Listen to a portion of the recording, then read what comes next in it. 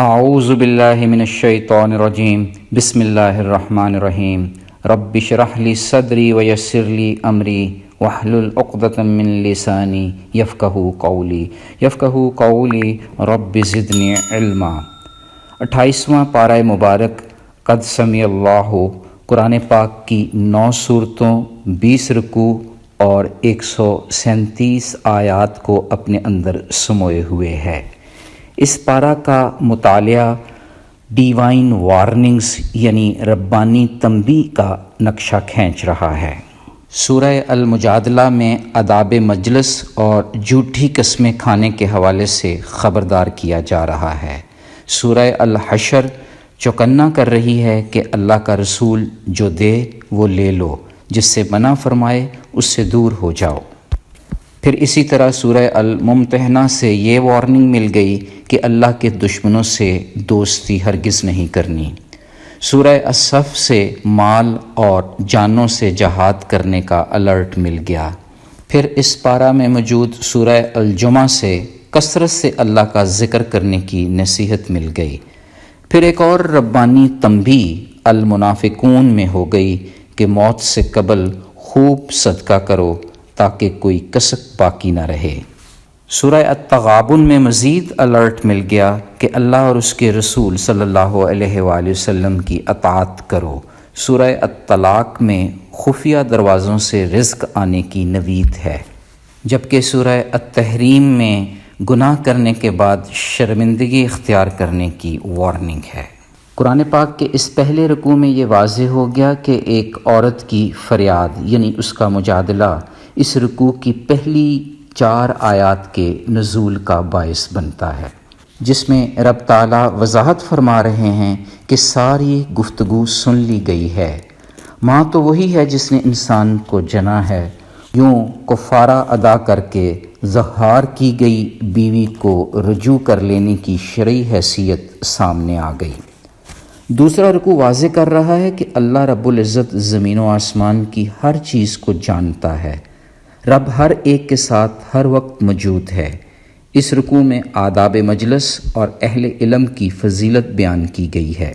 واضح ہو گیا کہ کسی مجلس میں دوسروں کو جگہ دینے سے رب ہمارے لیے فراخی کا سامان پیدا کرتا ہے۔ اگر کسی مجلس سے اٹھ کر جانے کا حکم ہو تو فوراً عمل کیا جائے۔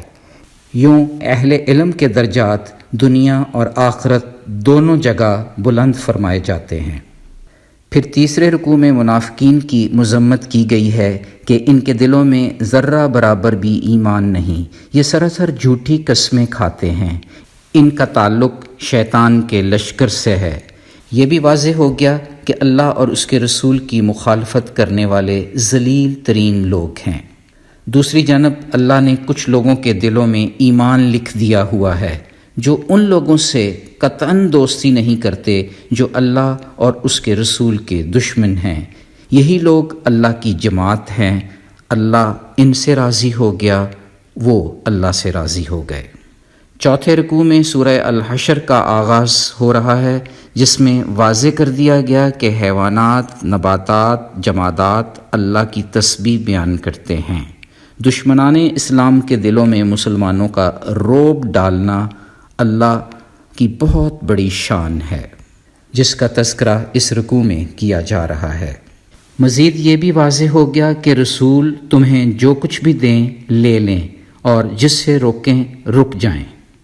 پھر مہاجرین اور انصار کے احسار اور فضیلت کا تذکرہ بھی اسی رکوع میں ہے۔ 5ویں رکوع میں یہ یقین دلایا جا رہا ہے کہ منافقین کے ذہنوں میں اللہ کے خوف سے زیادہ مسلمانوں کی دہشت ہے۔ جن کو آپ متحد سمجھ رہے ہیں ان کے دل ایک دوسرے سے جدا ہیں۔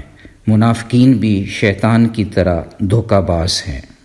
پھر 6 رکوع میں یہ ربانی تنبیہ کی جا رہی ہے کہ قبل اس کے کہ آپ کا محاسبہ ہو، اپنا محاسبہ خود کرو، یاد کرو کہ آگے کیا بیچنا ہے۔ مزید خبردار کیا جا رہا ہے کہ ان لوگوں کی طرح نہ ہو جانا جنہوں نے اللہ کے احکام کو بھلا دیا، پھر اللہ ان کے نفسوں کو نیک اعمال سے دور کر دیتا ہے۔ اسی رکوع میں قرآن کریم کی عظمت کا ذکر کرتے ہوئے یہ موقف لیا جا رہا ہے کہ اگر یہ قرآن پہاڑ پر نازل ہوتا تو وہ خوف الہی سے دب جاتا۔ پھر رکوع کے آخر میں اللہ رب العزت کی عظمت اور کبریائی کا بیان ہے۔ 7ویں رکوع میں خبردار کیا جا رہا ہے کہ وہ لوگ جو آپ کے اور اللہ کے دشمن ہیں ان سے دوستی مت کرو، کیونکہ اگر وہ تم پر حاوی ہو گئے تو اپنے ہاتھوں اور زبانوں سے تمہیں تکلیف پہنچائیں گے۔ پھر 8ویں رکوع میں مزید وضاحت کر دی گئی کہ ان سے حسن سلوک رکھو جو آپ سے جنگ نہیں کرتے۔ اس کے ساتھ ساتھ ہجرت کرنے والی مومنہ خواتین سے بھی حسن سلوک کا حکم ہے۔ 9ویں رکوع یعنی سورہ الصف کے شروع میں ہی ایک بار پھر سے آسمان اور زمین میں موجود چیزوں کا رب کی تسبیح بیان کرنے کا ذکر ہے۔ پھر ایمان والوں کو تنبیہ کی جا رہی ہے کہ وہ بات ہرگز نہ کہو جس پر تم خود عمل نہیں کرتے۔ ایسا کرنا رب کی ناراضگی کا باعث بنتا ہے۔ اللہ ان لوگوں سے محبت کرتا ہے جو اس کی راہ میں صفیں باندھ کر لڑتے ہیں، ایسے جیسے سیسہ پلائی دیوار ہوں۔ حضرت عیسیٰ علیہ السلام کی زبانی رسول اللہ صلی اللہ علیہ وآلہ وسلم کی نبوت کی خوشخبری بھی اسی رکوع میں ہے۔ یوں واضح ہو گیا کہ دین اسلام کا غلبہ ہو کر رہے گا، اللہ اپنے نور کو کمال تک پہنچا کر رہیں گے۔ 10ویں رکوع میں اہل ایمان کو ایک ایسی تجارت بتائی جا رہی ہے جو انہیں دردناک عذاب سے بچا لے گی، یعنی اللہ اور اس کے رسول پر ایمان لانا، اپنے مال اور جانوں سے جہاد کرنا۔ یوں فتح ان کے قدم چومے گی، گناہ معاف کر دیے جائیں گے، جنت عدن میں عمدہ رہائش گاہیں نصیب میں آئیں گی۔ 11ویں رکوع میں سورہ الجمعہ شروع ہو رہی ہے، جس میں پھر سے زمین و آسمان کی ہر چیز کا رب کی تسبیح بیان کرنا دکھایا گیا ہے۔ رسول اللہ صلی اللہ علیہ وآلہ وسلم کی نبوت پوری کائنات کے لیے ہے۔ 12ویں رکوع میں نماز جمعہ کی فضیلت اور مسائل کا تذکرہ ہے۔ مسلمانوں کو الرٹ دیا جا رہا ہے کہ نماز پڑھو، اللہ کا فضل تلاش کرو اور کثرت سے اللہ کا ذکر کیا کرو۔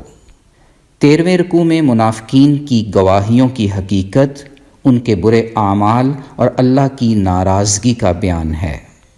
14ویں رکوع میں بڑے خوبصورت انداز میں یہ واضح کر دیا کہ اللہ جو رزق عنایت فرماتے ہیں اس میں سے موت سے قبل صدقہ و خیرات کرنا بہت بڑی نیکی ہے۔ پھر سورہ التغابن جہاں سے 15ویں رکوع کا آغاز ہو رہا ہے، زمین و آسمان کی ہر چیز کی پاکی بیان کرنے کی وضاحت کر رہی ہے۔ رب تعالیٰ دلوں کے رازوں سے بخوبی آگاہ ہیں۔ اللہ نے انسان کو خوبصورت شکل میں پیدا کیا۔ 16ویں رکوع میں خبردار کیا جا رہا ہے کہ اللہ اور اس کے رسول کی اطاعت کرو، دنیا اور آخرت کی ہر کامیابی کا دار و مدار اسی اطاعت پر ہے۔ پھر مزید تنبیہ کی جا رہی ہے کہ مال اور اولاد آزمائش ہیں، اس کی بیجا محبت سے ہوشیار رہنے کا حکم ہے۔ مزید واضح ہو گیا کہ اللہ کو قرض حسنہ دینے سے مال میں اضافہ ہوتا ہے اور گناہ بھی معاف کر دیے جاتے ہیں۔ 17واں اور 18واں رکوع سورہ الطلاق کا احاطہ کر رہے ہیں، جس میں طلاق اور عدت سے متعلقہ معاملات کا تفصیلی جائزہ پیش کیا گیا ہے۔ واضح ہو گیا کہ رب ایسی ایسی جگہ سے رزق دیتا ہے کہ ہمارے گمان میں بھی نہیں ہوتا۔ جب اللہ پر بھروسہ کر لیا جائے تو وہ ہمارے لیے کافی ہو جاتا ہے۔ مزید واضح ہو رہا ہے کہ اللہ کسی بھی شخص کو تکلیف نہیں دیتا، ہاں مگر اتنی جتنی طاقت اسے دے رکھی ہے۔ رب کی شان ہے کہ وہ تنگی کے بعد آسانی پیدا کر دیتا ہے، اور اللہ تو اپنے علم سے ہر چیز کو گھیرے ہوئے ہے۔ پھر پارہ کی آخری سورت التحریم میں 19 اور 20 رکوع کچھ مزید ربانی تنبیہات پیش کر رہے ہیں۔ محمد مصطفیٰ صلی اللہ علیہ وآلہ وسلم کے توسط سے یہ بات واضح کی جا رہی ہے کہ جو چیز اللہ نے حلال کی ہو وہ اپنے اوپر حرام مت کرو، اور وہ بھی کسی کے کہنے پر۔ اہل ایمان کو مزید خبردار کیا جا رہا ہے کہ اپنے اہل و عیال کو آگ سے بچائیں، دین کی جانب رغبت دلائیں۔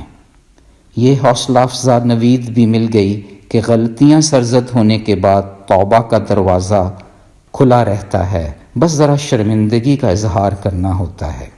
پھر اس رکوع میں کفار اور منافقین دونوں کے ساتھ جہاد کا حکم ہے۔ جہالت کے خلاف جنگ ہی حقیقی جہاد ہے۔ مختصراً یہ کہ 28واں پارہ مبارک ہمیں نہایت منطق امیز دلائل کی روشنی میں خبردار کرنے کے ساتھ ساتھ شرعی حل بھی بتا رہا ہے۔ اللہ اپنے بندوں کا جائز مجادلہ سنتا بھی ہے اور خوبصورت جواب بھی دیتا ہے۔ اس پارہ میں بڑی ہی تکرار کے ساتھ یہ بات کھل کر سامنے آ گئی کہ زمین و آسمان کی ہر جاندار شے رب کی ثنا بیان کرتی ہے۔ خبردار کیا جا رہا ہے کہ اپنا محاسبہ خود کرو، بیشتر اس سے کہ آپ کا محاسبہ ہو جائے۔ دوستی اللہ اور اس کے رسول کے دشمنوں سے نہیں بلکہ اس کے دوستوں سے کرنی ہے۔ مزید خبردار کیا جا رہا ہے کہ وہ بات قطعاً نہ کہو جس پر خود عمل نہیں کرتے۔ پھر اسی طرح صدقہ خیرات کی بھی پرزور تائید کی جا رہی ہے۔ اہل ایمان اللہ سے بہترین تجارت کے ذریعے قرض حسنہ دے کر اپنے گناہ معاف کروا لیتے ہیں۔ یہ سبق بھی مل گیا کہ اللہ کا فضل اس کے ذکر اور ثنا میں ہے، اور یہ کہ ہر تنگی کے بعد راحتیں ہی راحتیں ہیں۔ آئیں اپنے کریم رب سے دعا کرتے ہیں کہ وہ ہمیں اس پارہ میں کی گئی تمام وارننگ سے سبق لینے کی ہمت عطا فرمائے۔ یا اللہ ہماری دوستی خالص دین کی بنیاد پر ان لوگوں سے کر دے جو تیرے دوست ہیں نہ کہ دشمن۔ یا اللہ پاک ہمارے تمام دشمنوں میں ہمارا رعب جما دے تاکہ ہم زندگی کے ہر میدان میں انہیں شکست دے سکیں۔